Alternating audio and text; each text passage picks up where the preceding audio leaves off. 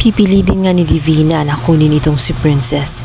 Ngayong nalantad na ang lahat ay gagawa siya ng paraan nang sa ganun makuha at maiuwi ng nga niya itong si Princess. Napasugod siya ng di oras sa mismong bahay nga nitong si Dado.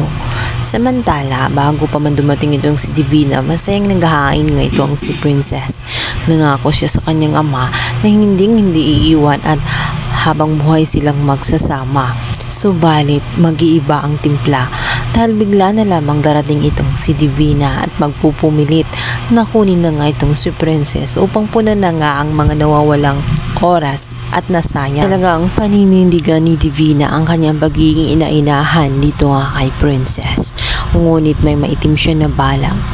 At sa pagkakataong yun, hindi niya makukuha basta nga itong si Princess. Ngunit may masamang nangyari dahil sa pagharangan ni ng Dado ay na-stress siya ng gusto at dito inatake na naman siya ng kanyang sakit. Kritikal ang kanyang lagay at nangako si Divina na papagamot ang kanyang tatay Dado. Kapalit nito ay sasama siya sa bahay ni Divina upang makilala umano ang ina niya. At dahil nga sa walang mapagkukunan itong si Princess ay mapipilitan siya na sumama nga dito kay Divina.